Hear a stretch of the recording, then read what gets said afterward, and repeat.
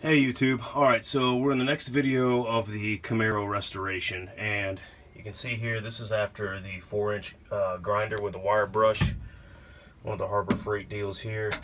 It's knocked a lot of that loose rust off. We're going to go in with the POR 15. There's also a little kit they sell that has the fiberglass cloth, if you can see that there, that you put over. It soaks in with the POR 15 and then kind of creates a better substructure for it or whatever. So we're going to try it and see. If this doesn't work, we're completely prepared to, just replace the entire floor pan. Back here, that's going to look pretty nasty, so this is going to require some weld-in replacement stuff. It also has the lock for the back seat, so we'll more than likely have to replace this with the actual pans. So either way, we're going to try it, see what happens, and then we'll go from there.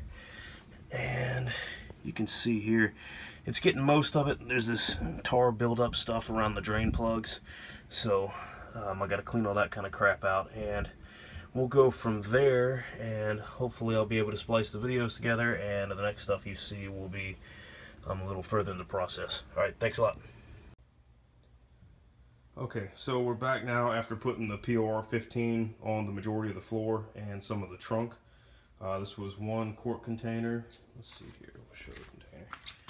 Well, that's the container. So that's one of the little quart containers. It definitely is nasty. We did use the whole thing. You can see here I stepped in once or twice to reach some corners and stepped out. It'll stain your concrete and all that kind of stuff, so be prepared for that. Back here you can see a couple of the patches that we put in. It's the fiberglass material and then you POR 15 over it.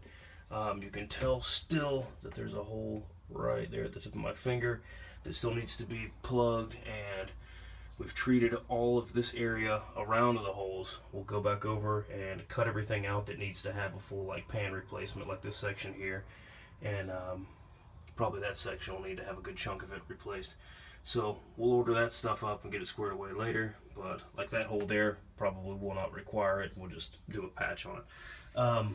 Now here is a big piece of the fiberglass material. There's a bunch of pinholes in it, so we'll see how this works. I've got to paint the underside. I painted some of the underside already, but I'm going to let it dry, go back over with another coat, and then we'll go from there. So I don't remember how long. I've got another can, so I'll read the little drying instructions there, but we've pretty much covered everything in here after stripping all the rust out, and then in the door jamb and the POR paint over rust compound doesn't require you to remove every bit of rust, so that's pretty convenient.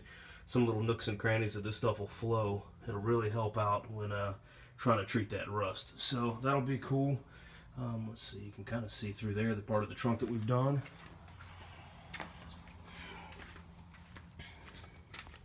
So here we go now. Painting over a lot of the stuff, and like this here, the little bits of the foam and stuff like that that have been stuck to it, like the little mat and everything for the trunk, I'm painting right over it. It'll soak all the way through, and I'm not really worried about that. It's brown, not from the rust, but from just like being yucky or whatever. And if it is rust, who cares? So we still got some areas that we need to, bust some rust on. And then after I started painting, I started realizing how much I needed to do in those little areas. I was like, ah, man.